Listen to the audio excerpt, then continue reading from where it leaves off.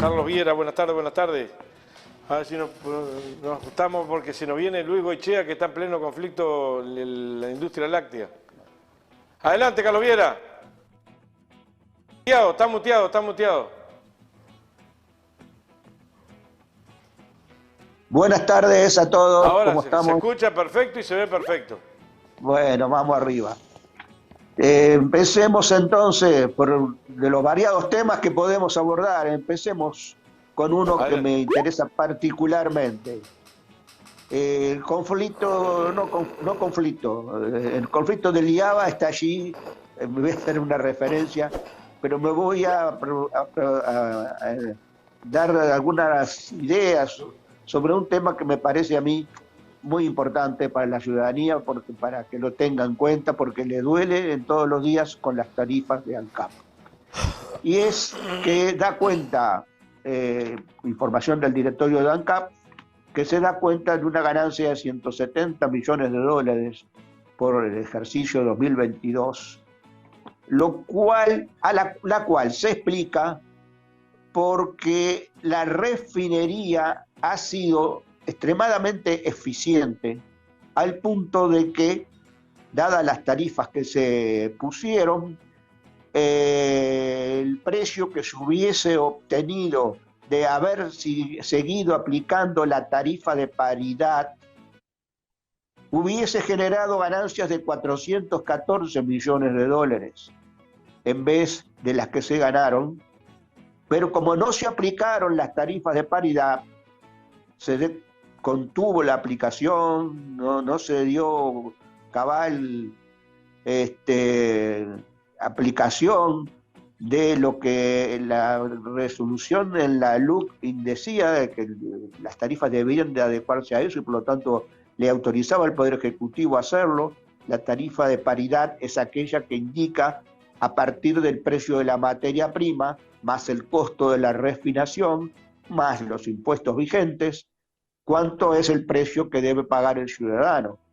Y resulta ser de que se acusaba de que ANCAP era ineficiente en la refinación, que ANCAP debería de privatizarse, que aplicando las tarifas de paridad iban a dar como resultado, iban a evidenciar que ANCAP estaba siendo una empresa ineficiente, que había que privatizar la refinación de combustibles en Uruguay. Y resulta ser que esto comprueba de que si hubiese venido a invertir una empresa extranjera, seguramente hubiese obtenido por parte de en la actividad una ganancia menor a la que está obteniendo ANCAP en la refinación de petróleo. Esto sorprende, ¿verdad? Porque se dijo con tanto énfasis que son las tarifas que iban a poder ser reducidas. Yo pregunto, si ANCAP ganó 170 millones de dólares, ¿las tarifas podían haber sido reducidas o no? Y lo mismo pasa en Antel y lo mismo pasa en UTE.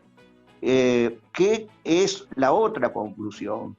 Que la refinería de ANCAP es eficiente y altamente eficiente, no porque hay un sindicato que está entorpeciendo, distorsionando, no porque hay necesidad de generar un nuevo capital integrado por un socio del exterior seguramente. Las tarifas de ANCAP son eficientes, la refinación, es eficiente, porque se invirtió. ¿Cuándo se invirtió en ANCAP? En modernización de la planta, en producir combustible sin plomo. ¿Cuándo se hizo eso? Se lo hizo en el periodo de la administración del directorio 2011-2016, en la administración del directorio presidido por Cemdit.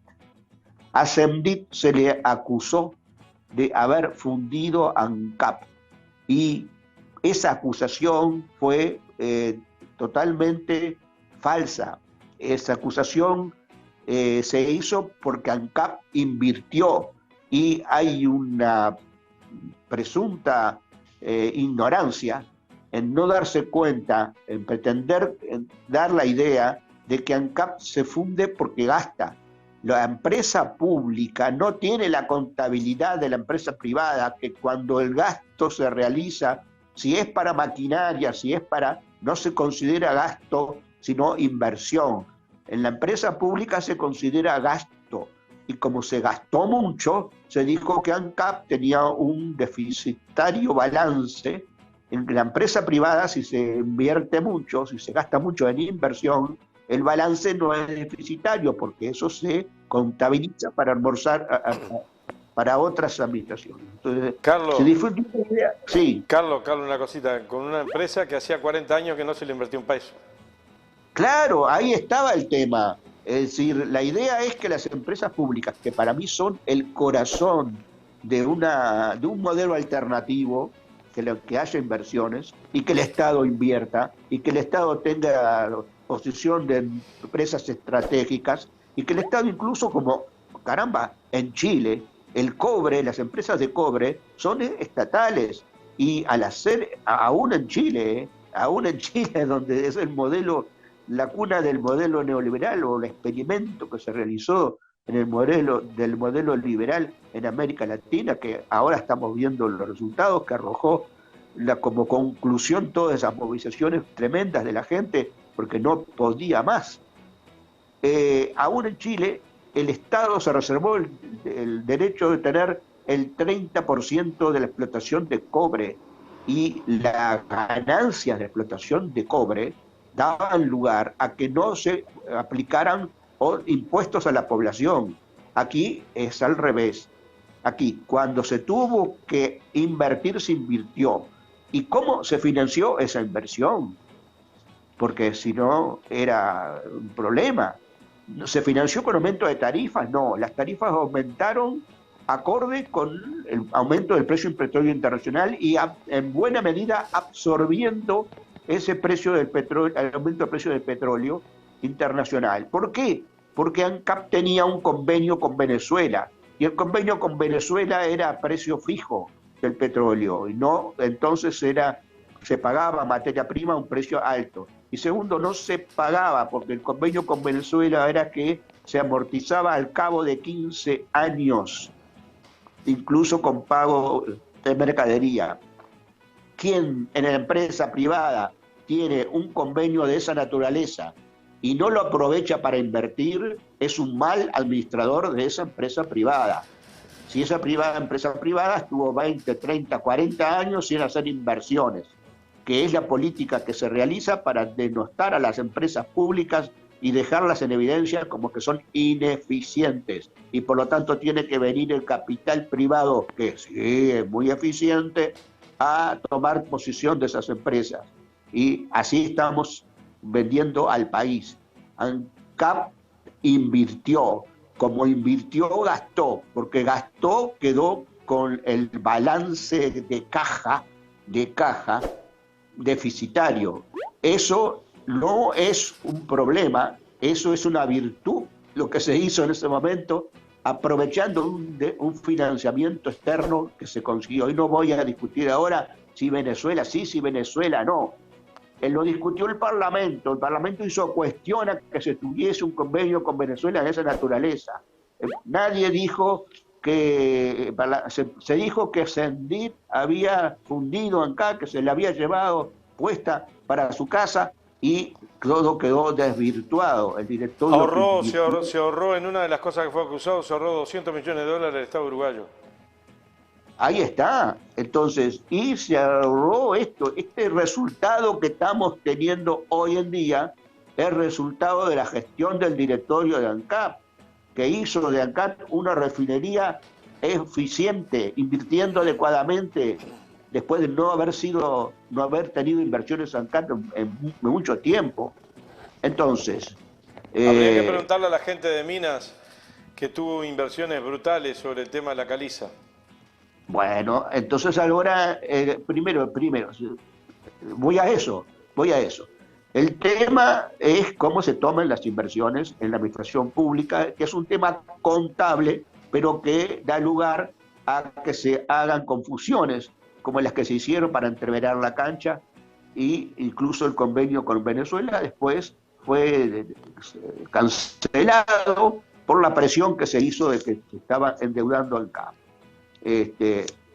Segundo tema, entonces, el sindicato de ANCAP tenía razón. No estamos ante una empresa ineficiente, no estamos podemos bajar incluso las tarifas, no hay una razón de peso para que se esté buscando un socio privado para ANCAP, ni privatizar ANCAP como hubiese o para aplicar tarifas de paridad, desconociendo su propia ley. El gobierno tuvo que estar a caballo de lo que estaba diciendo el sindicato como cosa buena. Entonces voy al cemento Portland, porque esa ganancia, no me acuerdo bien, son 170 millones, algo de ese orden, esconde, sí, una pérdida de algo así como de entre 10 y 15 millones de dólares en la producción de cemento Portland. Entonces, yo quedé asombrado. El director de ANCAP, el señor Alonso, por cabildo abierto, manifiesta que la pérdida en cemento Portland en un país que tenemos yacimientos de piedra caliza de muy buena calidad, no se debe explicar por otra cosa que por la falta de inversiones que realizó ANCAP, y eso fue, la posibilidad de hacerla se tuvo en el 2016, donde se tenía que haber suplantado un horno, y esas inversiones se detuvieron por todo el escándalo que se hizo sobre el tema ANCAP, y entonces se construyeron las inversiones en el cemento Portland. Yo creo que dio lugar a que un buen amigo, Kramerman, renunciara y se alejara incluso del Frente Amplio, en virtud de que él quedó desilusionado en función de esta cuestión. Pero a veces suceden estas cosas. Yo quisiera que con Kramerman siguiésemos trabajando de conjunto, pero bueno, lo dejo constancia entre paréntesis de esa situación. Si se hubiese invertido en un horno que no cuesta 120 millones de dólares, lo dice el señor Alonso, integrante del directorio actual de ANCAP por cabildo abierto. Dice que si una empresa extranjera hace poco vino y se instaló, se ve que las piedras calizas uruguayas son muy buenas, invirtiendo 130 millones de dólares en la planta, más lo que invirtió en el yacimiento, es porque un horno no puede costar 120 millones de dólares, sino que puede costar mucho menos, y que no hay estudios serios acerca de que si ANCAP realiza inversiones adecuadas en la planta de cemento Portland, esta debe seguir dando pérdidas. No hay hay países en el mundo que consideran el cemento Portland como la piedra caliza como una materia prima fundamental de primer orden. Es de las cosas que más se comercializan en el mundo, los productos en base a piedra caliza. Entonces tenemos muy buena piedra caliza en Minas, en Paysandú, y no tenemos la posibilidad de saber si esa explotación es buena. Yo pienso que deberíamos de concluir que lo es desde el momento que hay un nuevo integrante de la producción que viene de afuera y que es, digamos, como el testigo de este asunto. No descarta el propio señor Alonso que se deba a mala administración, amén de la falta de inversión necesaria. Entonces, aquí otra vez, ¿quién tenía razón en este asunto? ¿Quién se va dibujando un escenario en el cual quién tiene razón? Otra vez tiene razón el sindicato de ANCAP, que está en esta discusión diciendo de que no se privatice cemento Portland, ni siquiera que se busque de un socio extranjero, que se hagan estudios más serios y que se invierta como se debe invertir en algo que para el país tiene que ser favorable. Cualquier estudio, cualquiera que sabe de competitividad, sabe que la tenencia de una buena materia prima es un factor de competitividad muy apreciado en el mundo y que es lógico. Y entonces es inconcebible, no cabe en la cabeza que se diga que una actividad que explota un factor productivo como la materia prima muy importante, muy válido, no tenga competitividad con el exterior. Y entonces voy, por último, a hacer una referencia al conflicto del IABA. Acá distingo el problema de fondo del problema formal. El problema formal a lo mejor tendrán razón unos o más razón uno o más razón otro, de que si la autoridad debe ser respetada en un 100% o si caben posibilidades de que se tenga una cierta flexibilidad en cuanto a se manejan estas cosas con jóvenes sobre todo, en donde la rebeldía estudiantil es evidentemente un factor que provoca los cambios. Sin la rebeldía estudiantil yo creo que los cambios en el mundo no se producirían. Yo saludo a esa rebeldía estudiantil. Y no puedo admitir que se estén planteando cuestiones en cuanto como centrales, como si fuera lo central, el problema del respeto al principio de la autoridad.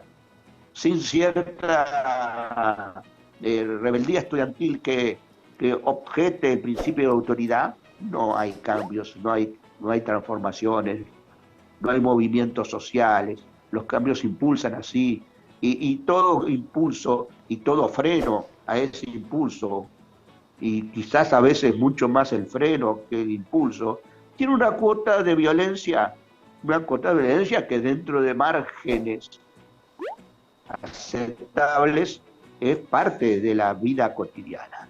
Entonces yo, por un lado, saludo a la rebeldía estudiantil y me quedo con eso, pero además digo, a la larga se vamos a decir otra vez, los estudiantes y los profesores tenían razón, acá no se invirtió adecuadamente en el tema edilicio, y si quiere hacer una reforma que está cuestionada, con gente que trabaja a pulmón, con muchas dificultades, con un edificio que se caen a pedazos, y como se quiere ahorrar, no se invirtió en edificios, como se quiere ahorrar, no se invirtió en horas docentes, que se dejó a muchos docentes en banda sin aplicarles horas, como se quiere ahorrar, entonces se tienen estas tempestades, entonces estos tipos de problemas a la larga, analizados a la larga, van a darse cuenta de que al final